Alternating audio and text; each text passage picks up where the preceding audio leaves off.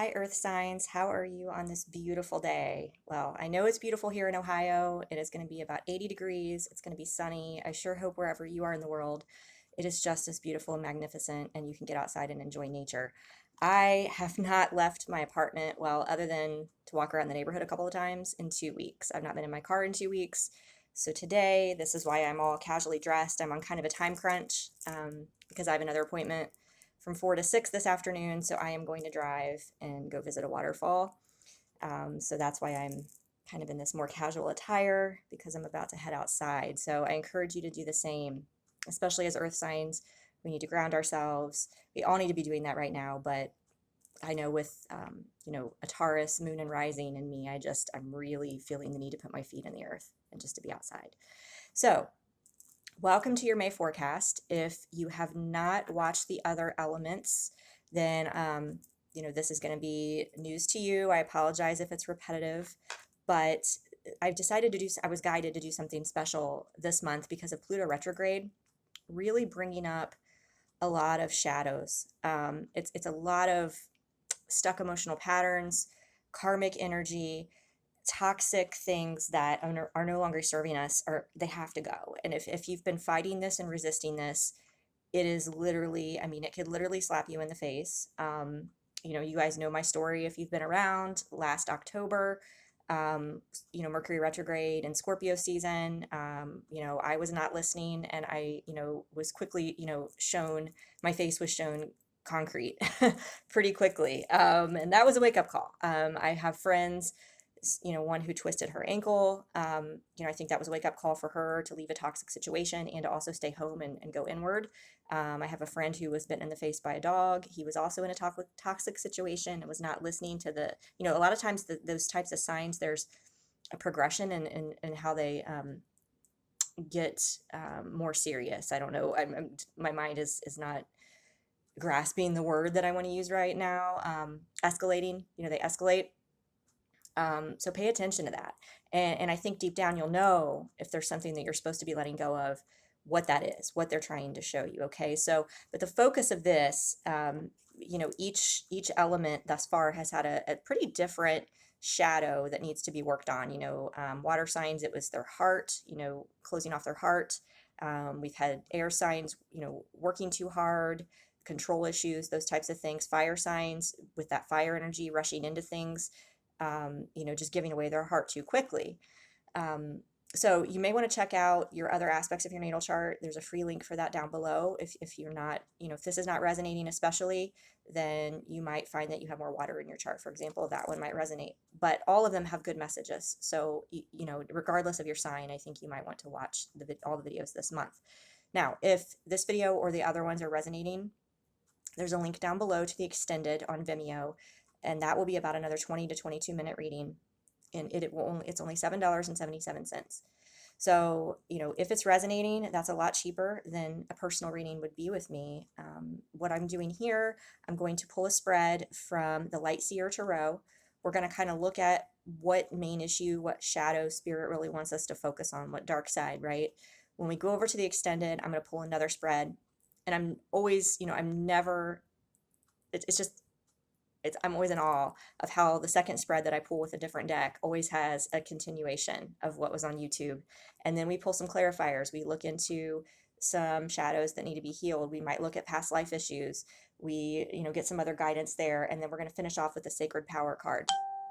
So I really like to end on that note as far as what type of empowerment. And again, I give you guidance on, crystals or music or certain things you can be doing to heal this, whatever the shadow is that comes out. So, I appreciate that, again, and if you're new to my channel, welcome. You guys may or may not know the history. I do provide extensive free content here on YouTube and on my Facebook page. The link on my Facebook page is down below as well. But, Spirit was guiding me that my energy exchange was out of balance. So that's why I started charging the nominal fee for the extended videos. I spend a lot of money on tarot cards. I put a lot of my money into this business. I do it to serve, but I don't want to be overextending my time and my resources as well. So I spend a lot of money on tarot cards to bring you guys different energies. I spend money on crystals. You know, I need to upgrade my equipment. I know I keep saying that, but that's why I do that, in case there's any questions. But, you know, by all means, if there's additional content you want to see, please let me know. One last thing before I get started. So some of the crystals that are great to work with to do shadow work, labradorite here, the lighting isn't great, but you can kind of see the rainbow iridescence in this, how beautiful this is. This, it's just a very calming crystal, and I feel like it helps balance. I don't know if it helps balance. I know kyanite's the one to balance chakras or clear chakras, but this for me just feels so good right now. Shungite is another one, especially in pyramid form because it's especially powerful. This is good for clearing stuck energy, stuck emotional blockages. And then obsidian is always just a great negative energy removing crystal. So I had those. They wanted to be here for all of the videos. So without further ado, we are going to get started. This again is the Light Seers Tarot. We're going to see, here guys, let's use the clear channel messages for earth signs. What shadow does spirit want earth signs to focus on? Okay, that card definitely come out.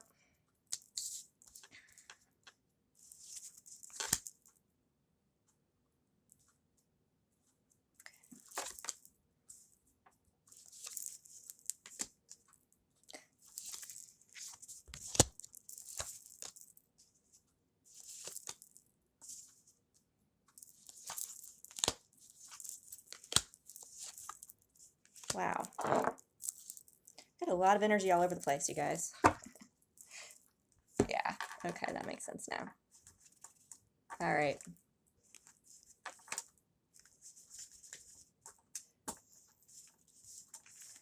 First, we're like, you know, getting some major arcana and pentacles. Okay, yeah, we got so many cards that want to come out. This is insane.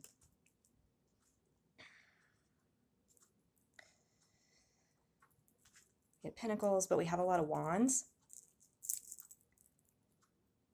We have threes.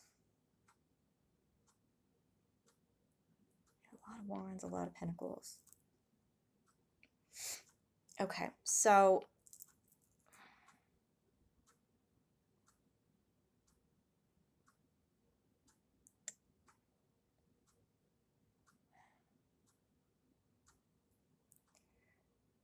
what I'm getting is that, you know, you've been asked, I think, for a long time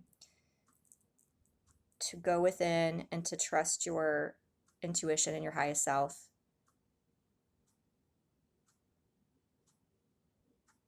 We've got the High Priestess here. That's why I'm, right, that's a major arcana. This is your connection with Source and the divine. Some of you have, you know, may have recently awakened or starting to awaken. Some of you have been thrown onto a path that you've always known was coming, right? You've always kind of known deep down was coming. But you weren't really facing it, so to speak. You were kind of going through the motions. And I feel like Spirit has kind of forced you onto this path. But I think there's still a lot of things that are hidden right now that are yet to be revealed. And I think the fact, yeah, I think this is a self-confidence issue.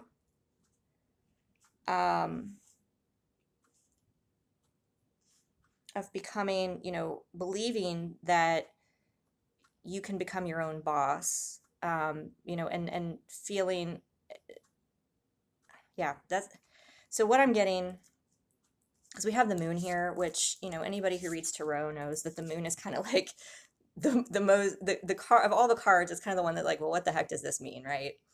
The moon can be about illusions. It can be about things that are hidden. Here, I'm sensing there's kind of an imbalance and kind of feeling lost. I think you're feeling lost. Yeah. Based on the image of this card, you're kind of like underwater right now. You're underwater, you're lost. You're like, what the hell do I do now? And I think deep down there is a knowing of what you need to do. But there's some resistance because the blocking energy is the Three of Pentacles. And I think, you know, you would feel much better about the situation if you had a team effort, if you had somebody to have your back. If you had a partner, either a romantic partner or a business partner, someone financially to help support you. And I think you're just like kind of lost right now. Like, oh my God, what am I going to do? See how she's just underwater, and see how there are wolves there, and one is white and one is black. So that's kind of like the yin and yang.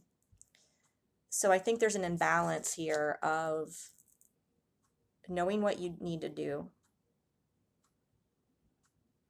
and believing you can do it, and having faith in the process.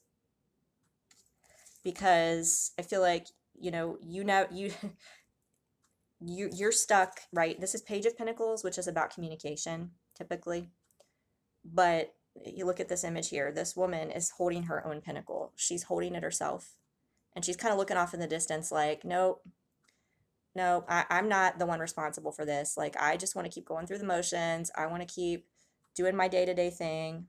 This is, not wanting to face the fact that she needs to look forward and put this wheel in motion. Stand on her own 2 feet. I'm hearing that. Because she's kind of like poised, like she's doing tree pose. She's kind of like, in this yoga state, kind of like daydreaming. But, what I'm getting is that there are things that have already been set in motion, maybe that you aren't even aware. Again, something that's not been revealed, because we have the Three of Wands.